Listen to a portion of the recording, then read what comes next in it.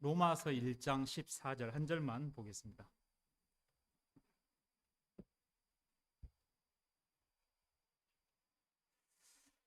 로마서 1장 14절입니다. 함께 읽으시겠습니다. 시작. 나는 그리스도인이나 바바리인이나 지혜 있는 자나 지혜 없는 자에게 다 빚진 자니라. 아멘. 사실 이제 저는 독립침례교회를 만나기 전에 그 다른 선교회에서 오랜 세월을 보냈습니다. 고등학교 2학년 때부터 40이 넘을 때까지 그 다른 선교회에 있었고요. 거기서 이제 구원을 받았는데 고등학교 2학년 때 구원을 받았는데 아마 제가 몇 주 전에 여기서 한번 구원 간증을 했었죠. 2층에서. 그래서 오늘은 그걸 또 이야기하면 여러분 좋을 것 같아서 오늘은 이제 어떻게 또 지역 교회를 이제 세우게 됐는지 그 간증을 짧게 드리도록 하겠습니다. 그래서 제가 이제 그 전에 교단에 있을 때 이제 구원을 받고 고등학교 2학년 때였는데 그 구원이 너무 크게 보였어요. 네, 그래서 복음을 위해 살아야 되겠다 그런 이제 간절함이 있었고, 그래서 저희 누님하고 이제 매형도 여기 계시는데 고등학교 2학년 때 이제 서울에서 학교를 다니다가 방학을 해서 내려왔어요. 그래서 저희 누님이 그 이제 결혼해서 따로 사셨는데 매일 찾아갔습니다. 구원받아야 된다고. 제가 있던 교단은 아주 구원을 강조하고 구원만 강조하는 교회였어요. 그래서 부지런히 가서 이제 이야기했더니 처음에는 잘 안 들으시더라고요. 그러다가 어느 날 전화가 왔어요. 그래서 어제 저녁에 휴거 꿈을 꿨는데 이제 못 올라갔나 봐, 누나가요. 그래갖고 너무 두렵다고. 그래서 이제 누님을 그 선교에 인도했었던 그런 기억이 납니다.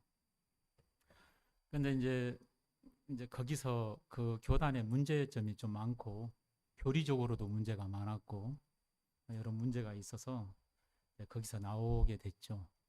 나오게 됐는데 제가 거기서 그 복음을 향한 이제 사모함이 컸었기 때문에 이제 거기서 그 선교회 자체적으로 하는 신학교가 있었습니다. 그래서 이제 형제들은 누구나 그 학교의 신학교에 가서 목회자가 되는 게 선망의 대상이었습니다. 청년 자매들은 그 목회자의 아내가 되는 게 또 선망의 대상이었습니다. 근데 지금 돌이켜 보면 그 복음을 크게 여기고 복음을 위해 살고자 하는 마음도 한편에 있었지만 또 한편에는 그 복음 전도자가 되면 인정을 받고 또 세워지고 뭐 이제 이런 거. 그러니까 무슨 경제적으로 그 풍요로운 건 없어요. 그 교단은 목회자들에게 사례비가 거의 없다시피 했으니까. 근데 어쨌든 복음 전도자가 좀 특별한 사람으로 여겨지는, 그리고 선망의 대상이 되는 그런 것도 한편에는 동경했던 것 같아요. 지금 돌이켜 볼 때. 그러니까 순수함이 아니었던 거죠. 복음 전도자가 되고자 하는 마음이 순수하지 않고 그 오염 육신의 어떤 그 오염이 있었던 거죠. 지금 생각해 보니까 그래요. 그래서 이제 그 청년 형제들, 청년 자매들이 굉장히 많은 교회에 있었는데 이제 특별히 추천을 받아서 그 신학교를 가게 되니까 제가 어떤 마음이 딱 생기냐면 나는 다른 형제들하고는 달라. 레벨이 달라. 스스로 그렇게 생각을 했어요. 다르니까 나를 추천을 했겠지. 그러니까 스스로 높여진 거죠, 제 마음이. 그래서 이제 거기서 하는 신학교를 가서 교육을 받고 이제 사역지를 나가게 됐는데, 저는 아무도 없는 곳에 개척을 하러 간 게 아니고, 다른 목회자가 이제 사역을 하던 곳, 한 이제 2, 30명 되는 성도들이 있는 곳에 가게 됐습니다. 그러니까 마음이 또 올라가더라고. 왜냐하면 같이 공부하던 신학생들보다 좀 더 좋은 조건에 간다고 생각을 하니까, 또 그 같은 신학생 중에도 나는 또 니들하고 달라. 이렇게 이제 벌써 2계단으로 올라간 거예요. 근데 이제 거기서부터 추락이 시작되더라고요. 추락이. 교만해지는 거는 아주 쉽게 교만해지는데, 온 자리로 내려올 때는 엄청난 그 고통이 수반이 됩니다. 예. 저는 몸소 그것을 체험을 해봤습니다. 그래서 이제 그 선교회가, 그 선교회 자체도 문제가 많았지만, 저도 하나님 앞에는 순수하지 않은 마음이었죠. 그래서 굉장히 교만한 마음을 가지고 지냈고, 어려운 세월을 많이 겪었습니다. 그리고 이제 그 교단의 이제 그 문제가 도덕적으로도 여러 문제가 있었고 교리적으로도 잘못됐지만, 이제 가장 중요한 문제는 그 목회자가 신격화되면서, 아까 우리 이동혁 형제님이 사람을 두려워하면 안 된다는 이야기를 하셨는데, 그 사람이 그 목사님이 너무 두려운 거예요. 그리고 사역자를 막 쥐잡듯이 잡아요. 그 목사님이. 거의 북한하고 비슷해.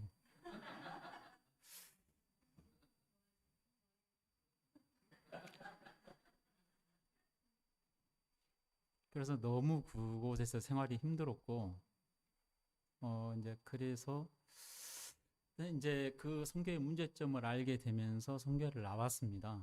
나왔고, 나오면서 성도들에게 굉장한 미안한 마음이 들었습니다. 잘못 가르쳤다는 거. 그리고 저도 이제 그 교단에 있다 보니까 그 목사를 높이는 이야기를 성도들 앞에서 많이 했단 말이에요. 근데 그때는 그게 옳은 줄 알았어요. 근데 이제 나중에 알고 보니까 그것이 굉장히 비성경적이고 하나님 보실 때 악한 거라는 걸 알게 되면서, 첫 번째 성도들한테 너무 미안한 마음이 들었고, 그 다음에 제 가족들, 그 선교에 있으면서 오직 복음 그러면서 부모님께도 잘 못하고, 그 다음에 이제 제 아내나 제 자식들, 저랑 제 아내는 어쨌든 선택해서 그 길을 갔지만, 제 자식들은 부모를 잘 만나가지고 엄청 고생을 한 거죠. 그래서 그 자녀들한테도 굉장히 미안한 마음이 컸습니다. 근데 이제 나와가지고 킹제임스 성경을 쓰는 독립 침례 교회를 만나면서 제 마음에서 교회의 머리는 예수님이시고 모든 성도는 직무, 교회 안에서 각각의 직무가 다를 뿐이지, 은사와 직무가 다를 뿐이지 같은 지체다. 물론 이제 목양자는 말씀을 가르치다 보니까 좀 더 존경받을 수 있고 하지만, 예, 머리가 될 수는 없는 거잖아요. 예, 머리는 예수님이시고. 그래서 이제 그걸 알게 되면서 제가 어떤 그 목회자였다는 거, 그걸 마음에서 이렇게 내려놓게 됐습니다. 그래서 거기는 이제 목사 안수를 받으면 크리스탈로 된 패를 하나 줘요. 그거 나올 때 쓰레기통에 버리고 나왔습니다. 네. 거기서 목사 안수 받은 거 의미 없다 하고 이제 버려버렸어요. 근데 이제 나와가지고 독립침례교회에 있으면서 저는 이제 복된 소망 침례교회에 한 6, 7년 있었는데 굉장히 좋았습니다. 목사님도 너무 겸손하시고, 예, 그 선교에 있을 때는 아무개 박모 목사라고 있는데 너무 그 사람이 어려웠어요, 대하기가. 안 만나고 싶은 목사님. 네, 그런 분이었어요. 그리고 사역자 모임을 한다고 하면 즐거운 게 아니라 언제 끝나지? 그 모임 언제 끝나지? 이럴 정도였단 말이에요. 그런데 그 나와가지고 이제 이 독립침례교회에 와서 그 복된 소망 침례교회를 갔는데 그 목사님 대하는 거는 굉장히 편하고 자유로웠습니다. 그렇다고 해서 그 목사님을 제가 뭐 가볍게 여기거나 그러지 않았습니다. 굉장히 존경했습니다. 네, 그래서 어떤 분들은 독립침례교회에 와서 이제 목회자에게 실망하셨다는 분들도 계시는데 저는 좀 하나님이 더 어렵게 되면은 안 될 것 같으셨는지 좋은 목사님들을 만나게 하셨어요. 그래서 복된 소망 침례교회에서 굉장히 뭐라 그럴까요? 좀 울타리 안에서 보호받듯이 그렇게 지낼 수가 있었고 또 이제 목포에 와서는 목포 말씀사랑 침례교회 한 1년 있었습니다. 있었는데 또 목사님께서 겸손하게 교회를 섬기는 거 이런 모습을 이제 보았고 저에게는 좋은 본이 됐어요. 네, 좋은 본이 됐습니다. 그리고 이제 저는 그 이제 종종 주위 분들이 다시 목회를 하는 거는 어떠냐 이런 이야기를 하셨는데 저는 제가 목회를 그만뒀지만 목회를 하는 자체에 대해서는 좋게 생각했습니다. 왜냐하면 세상에서 가장 그 복된 일이 뭐냐? 하나님의 말씀을 대언하는 거, 선포하는 거다. 복음 전하고 목양하는 거 이게 저는 가장 귀한 일 중에 하나라고 믿었습니다. 근데 제가 그걸 하겠다고 나설 수가 없는 게 한번 너무 잘못했기 때문에 너무 잘못된 교단에서 성도들에게 많은 실수를 했기 때문에 그리고 그 교단에서 사역을 하는 건 너무 힘들었어요. 그래서 선뜻 내가 하겠다라고 할 수가 없었습니다. 그리고 그 교단에서 안수받은 것은 저는 제 마음에서 이제 인정할 수가 없었기 때문에 새로운 부르심이 있기 전에는 할 수가 없다. 이런 마음이 있었어요. 그래서 이제 제 마음에서 그 이제 어떤 일이 있었냐면은 한 번은 그 선교회에 같이 목회자로 있다 나오신 분이 연락을 해오셨어요. 그 선교회에 있다가 나온 목회자들이 한 20명이 모여서 모임을 갔는데 같이 가자 그러시더라고요. 그래서 저는 안 가겠습니다. 그 모임을 가봤자 별로 저는 기대할 것이 없다고 생각을 했기 때문에 안 가겠다고 했습니다. 그랬더니 그분이 그 사람들이 선교회를 나왔으니까 킹제임스 성경 소개를 해줘야 된다. 알려주자. 근데 이제 저하고 같이 가자고 했던 분이 혀암에 걸리셨어요. 그래서 이제 이 킹제임스 성경에 대해서 많이 하시고 공부도 많이 하셨는데 이렇게 전달이 잘 안 되니까 저보고 이제 같이 가서 그 이야기를 좀 해라. 그래서 그 사람들 잘 안 들을 겁니다. 그래도 가자. 이래가지고 따라가게 됐어요. 그래서 한 번 갔다 오고 나서 안 가려고 했는데 또 가자 그러셔서 두 번째 참석을 했습니다. 근데 아니나 다를까 그 선교회에 있었던 그 잔재들이 많이 남아 있어가지고 킹제임스 성경에 대해서 좀 부정적으로 자꾸 이야기를 하고 그리고 이제 다시 목회들을 해보겠다는 어떤 그런 의도들을 제가 느꼈어요. 저는 그 선교회에서 목회자로 안수받은 것에 대해서 인정을 하지 않는 마음이 있었기 때문에 그 모임에 대해서 부정적이었습니다. 제가 이제 뭐라고 이야기를 했냐면 개신교가 천주교에서 나왔는데 천주교가 잘못됐다고 마르틴 루터가 나와가지고 이제 개신교가 많이 퍼지지 않았습니까? 근데 결국은 지금 천주교랑 다시 일치 운동을 하고 있잖아요. 다시 좀 혼합되고 있잖아요. 그래서 제가 뭐라고 이야기를 했냐면 개신교가 다시 천주교하고 하나가 돼 가듯이 자, 전에 있던 교단이 잘못됐다고 우리가 나왔는데 그 사람들끼리 모여 있으면 제2의 그 선교회가 될 거다. 나는 반대다. 그랬더니 이제 그분들끼리는 모여서 뭘 으쌰으쌰 해보려고 하는데 제가 불에다 찬물을 막 끼얹어 버린 거죠. 이제 그렇게 하고는 저를 별로 반가워하지도 않는 것 같고 해서 그 다음부터는 가지를 않았습니다. 근데 결국은 그분들도 다 뿔뿔이 흩어지더라고요. 예. 그래서 저는 이제 뭐 그 선교회에서 무슨 목회를 했었는지 다 내려놓고 그렇게 하니까 형제 자매님들하고 어울리는 게 스스럼이 없더라고요. 예, 아주 편했어요. 예. 그러니까 하나님은 그렇게 높인 적이 없는데 스스로 이제 저를 높이고 살다가 아 이게 정말 비성경적인 거였구나. 이제 내려놓게 된 거죠. 그리고 형제 자매님들하고 스스럼 없이 어울리면서 특히 이제 우리 킹제임스 성경을 받아들이고 오늘 오전에 말씀하신 것처럼 킹제임스 성경이 하나님이 그 영감으로 주신 또 완벽하게 보존해 주신 말씀이라는 걸 믿는 그런 이제 형제 자매님들하고 함께 교제하면서 지내게 됐죠. 그러니까 이제 독립 침례교회 다니면서 또 그분들하고의 교류는 했어요. 목회자들 말고 이제 목회자 출신들 말고 그냥 성도로 계셨던 형제 자매님들하고는 교류를 이렇게 하면서 지냈습니다. 그래서 이제 그런데 어떤 일이 있었냐면 성교회를 나와가지고 킹제임스 성경을 배우고 교제를 하셨던 분들 중에 이제 마땅한 교회, 지역 교회를 가셔야 되는데 그거 없잖아요. 그러다 보니까 이제 많은 분들이 형제교회로 많이 가시고, 근데 이제 참고로 형제교회는 대부분 개역 성경을 씁니다. 킹제임스 성경을 쓰는 게 아니고. 그래서 저랑 가까이 교제했던 형제님이 계시는데 그분도 분명히 킹제임스 성경을 알고 믿는다고 하셨던 분인데 지금은 거의 개역 성경을 쓰고 계시는 것 같더라고요. 네, 형제교회를 다니고 계시는데.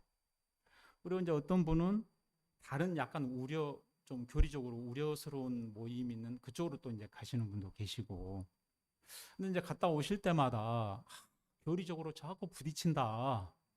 그런 이야기를 이렇게 하세요. 그러면서 이제 지역 교회를 시작했으면 하는 그런 이제 이야기들이 들려왔고 함께 모임을 하자 이런 이야기들이 있었습니다. 근데 저는 이제 좀 옛날에 어떤 한번 그 옛날에 경험이 있잖아요. 과거가 전과가 하나 있단 말이에요.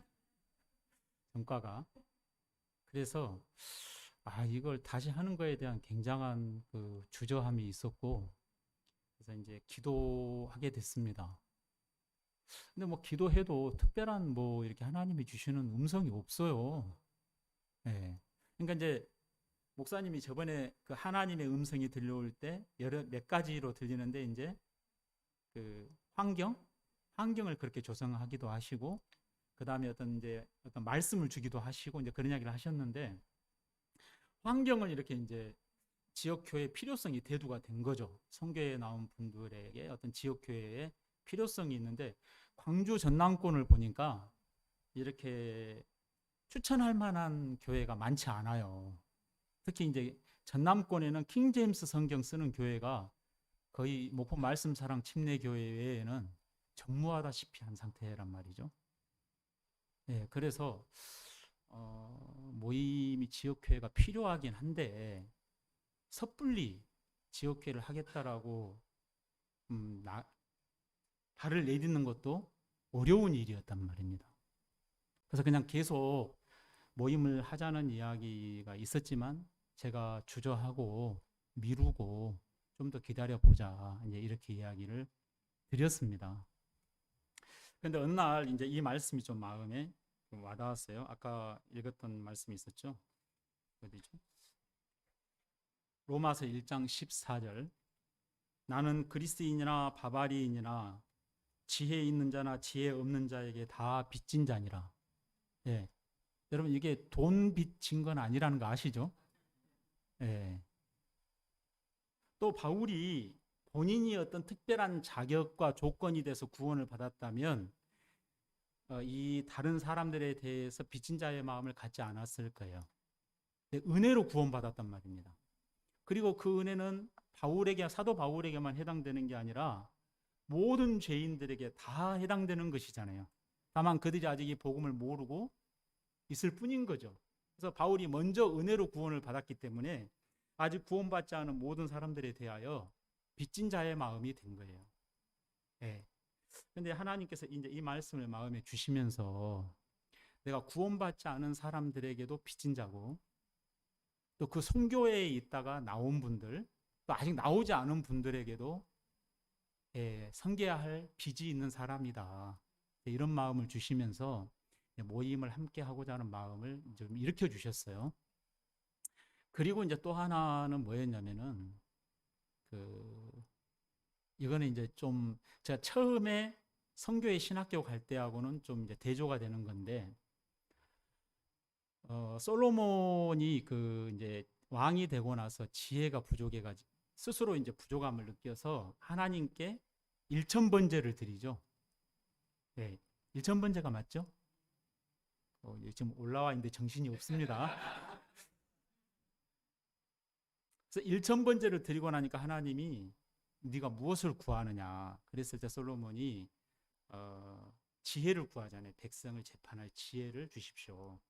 그래서 하나님께서 지혜만 주신 게 아니라 이제 부와 또 뭐도 주셨죠? 하여튼 그러고 나서 바로 어떤 내용이 나오냐면 창녀 2명이 아이를 하나 데려와 가지고 서로 아이가 자기 아이라 그러잖아요. 서로 이제 이야기하기를 저 여자가 나랑 비슷한 시기에 아이를 낳았는데 자다가 깔아뭉개가지고 자기 아이를 깔아뭉개가지고 아이가 죽었는데 내 아이를 뺏어다 갔다. 아침에 깨보니까 내 아이가 죽었는데 자세히 보니까 내 아이가 아니더라. 저 여자가 품고 있는 아이가 내 아이더라. 하고 이제 서로 싸우잖아요. 서로 이제 죽은 아이가 저 여자 아이고 산 아이가 내 아이다면서 서로 싸우죠. 그러니까 솔로몬 왕이 하나님께 얻은 지혜로 하는 말이 칼을 가져와서 아이를 반으로 나눠라. 그리고 절반씩처럼 왜? 난 지 며칠이 안 된 아이라 다른 사람들은 구분을 못 해요. 누가 친엄마고 그런지 구분을 못 하잖아요. 그러니까 절반 나눠줘라 그러니까 한 창녀가 소리를 지르면서 그 아이를 저 여자에게 주십시오. 이렇게 말하죠. 근데 다른 창녀는 뭐라고 그러냐면 내 것도 되게 말고 네 것도 되게 말게 갈라라 이러잖아요. 이거는 바보가 아닌 한은 엄마가 누군지 이제 다 알게 되는 거죠. 그죠? 참 솔로몬에게 주신 그 지혜가 솔로몬의 지혜가 아니라 하나님의 지혜인 거죠. 네. 이제 그 내용을 이렇게 보면서 두 여자가 한 아이를 가지고 서로 자기가 친엄마라고 하는데 마음이 너무 다르잖아요. 자, 한 여자는 네 것도 되게 방금 전까지는 이해가 됩니다 하고 주장했던 여자인데 네 것도 되게 말고 내 것도 되지 않게 갈라라 그런단 말이에요. 그럼 방금 전까지 내라고 주장했던 건 뭐예요? 그러니까 하나는 소유욕도 있고 하나는 시기 질투. 저 여자 애는 살았는데 내 애는 죽었으니까 그런 마음이죠. 그러니까 순수한 사랑의 마음으로 그 아이를 붙잡은 게 아니고 굉장히 사악한 마음으로 이 아이를 붙잡았던 거죠. 제가 옛날에 성교회에서 신학교를 갈 때 순수하지 않은 마음처럼 우선은 물론 저도 복음을 전한다고 하고 혼두를 구원하겠다고 복음 전하는 일에 뛰어들었지만 순수하지 않은 마음이었던 것처럼 이 여자도 아이를 붙잡고 아이를 취하려고 하고 있지만 진정한 사랑이 아니잖아요. 그 마음이 드러나 버렸잖아요. 아까까지는 안 드러났는데 솔로몬 앞에 딱 오니까 하나님 앞에 딱 서니까 그 마음이 다 드러나 버렸잖아요. 잘라라. 자기도 모르게 내 것도 되게 말고 네 것도 되게 말고 잘라라 했는데 그 여자의 속마음이 다 드러나 버린 거죠. 그런데 친엄마는 다른 창녀는 뭐라고 했냐면 아닙니다. 자르지 말고 저 애를 저 여자에게 주세요. 근데 만약에 그 애를 다른 여자에게 주게 되면 자기가 뭐 한 사람으로 드러나냐면 지금까지 남의 아이를 내 아이라고 주장한 거짓된 사람으로 드러날 거 아닙니까? 그리고 임금님 앞에까지 와서 거짓말을 했으니까 큰 벌을 받아야 된단 말입니다. 근데 그거를 불사하고서라도 애를 살리고 싶었던 거예요. 이게 진짜 엄마 아닙니까? 그러니까 똑같이 한 아이를 두고 엄마라고 주장을 했는데 솔로몬 앞에 딱 오니까 전혀 다른 두 개의 마음이 드러나 버린 거죠.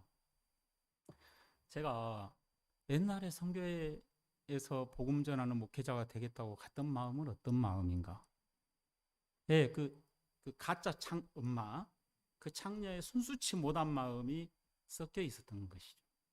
하나님이 너 그때 순수치 못한 마음이 있었어.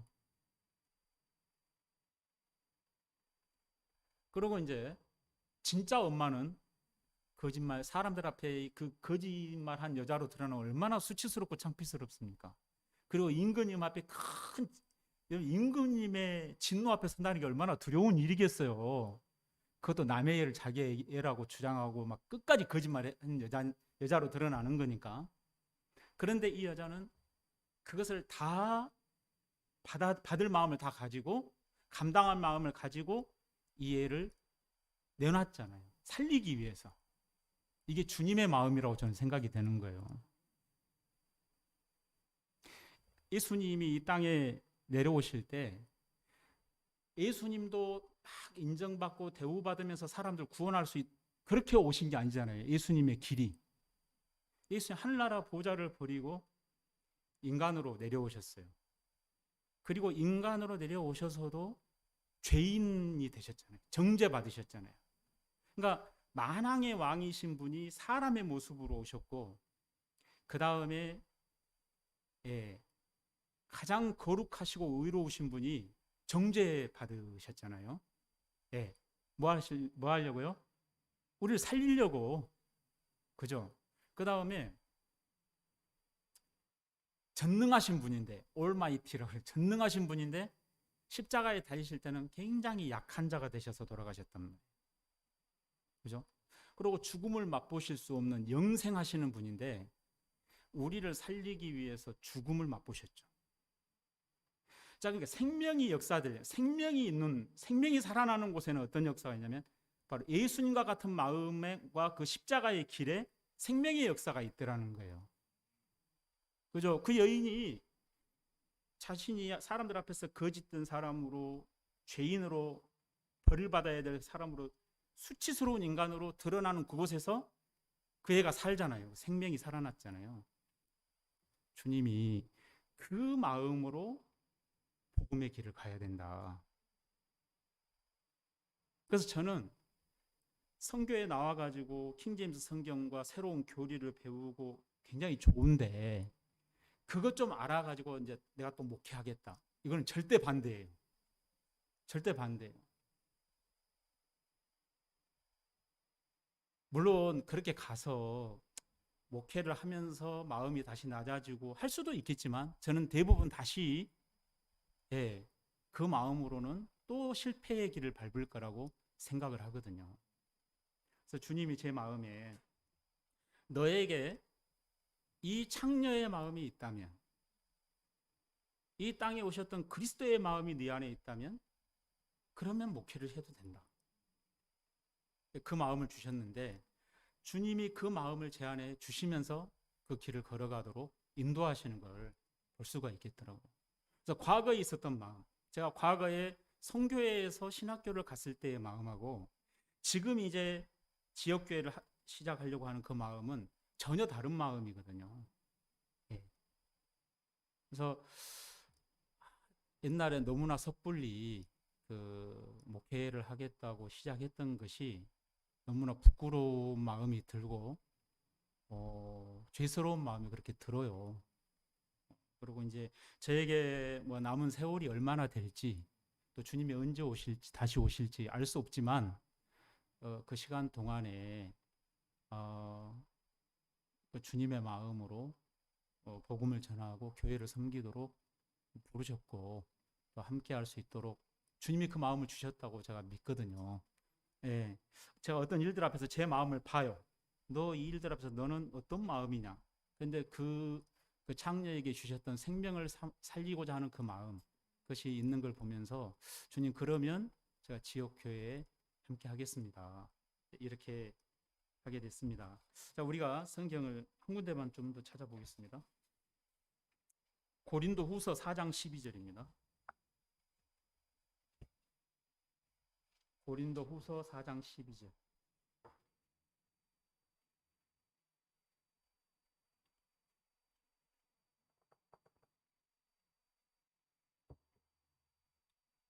이것도 다 같이 한번 읽어보겠습니다. 시작. 그런즉 이와 이처럼 같이 사망은 우리 안에서 일하고 생명은 너희 안에서 일하느니라. 예, 사도 바울이 고린도 교회에 쓴 편지입니다. 사도 바울이 뭐라고 고백하냐면 이처럼 사망은 우리 안에서 일하고 생명은 너희 안에서 일하느니라. 물론 이거는 바울이 어떤 고난을 당하고 외적으로 고난을 당하고 어려움을 겪었던 그런 것을 말할 수도 있습니다. 사망이 우리 안에서 일한다는 것은. 그러나 바울은 자기 자신이 죽음으로 말미암아 생명의 역사가 고린도 교회에 일어났다는 것을 고백하고 있다는 것이죠. 내가 부인되고 내가 죽어짐으로 말미암아 내 안에 그리스도가 역사하셔서 생명의 역사가 일어난다는 것을 이 고린도후서 4장 12절에서 말씀하고 계십니다.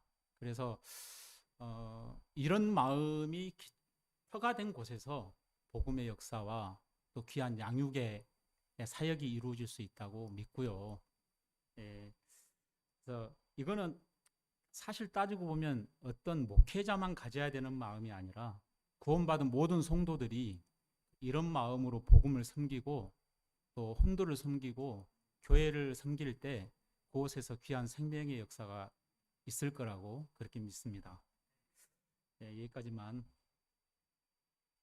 하도록 그렇게 하겠습니다. 찬송가를 하나 드리겠습니다.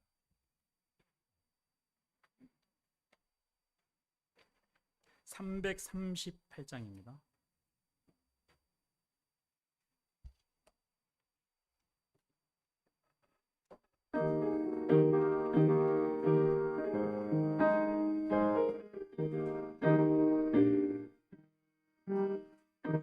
함께 계시니 시험이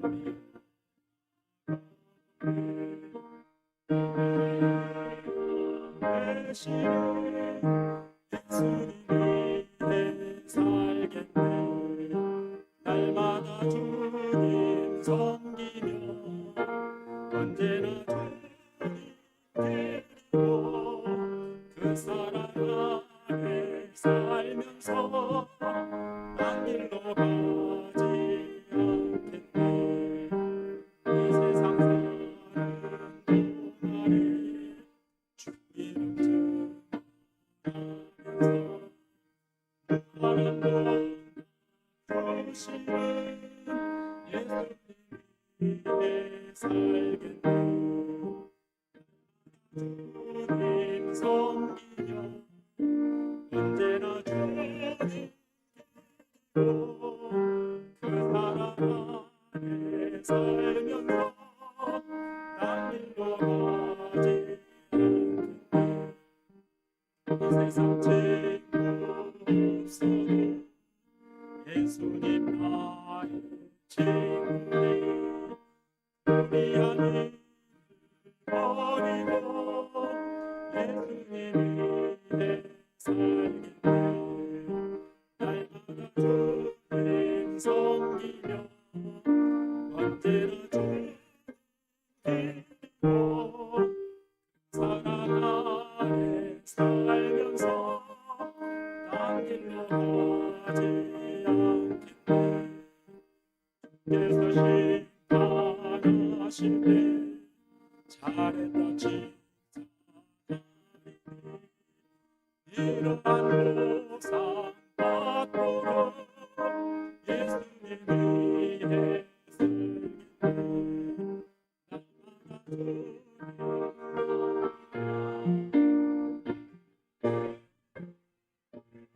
주님 그 사랑 안에 살면서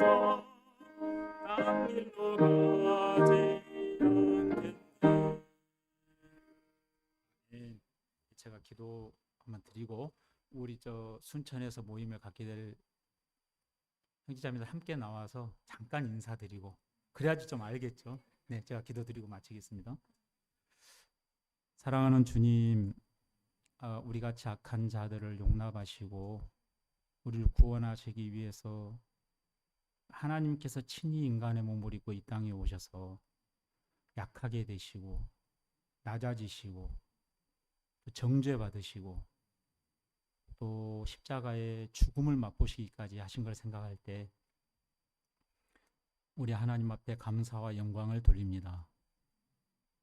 우리가 이 땅에 사는 동안에 또 예수님 우리 마음에 오셔서 예수님이 살으셨던 그 삶, 그 길을 또 걷게 하시는 줄 믿습니다.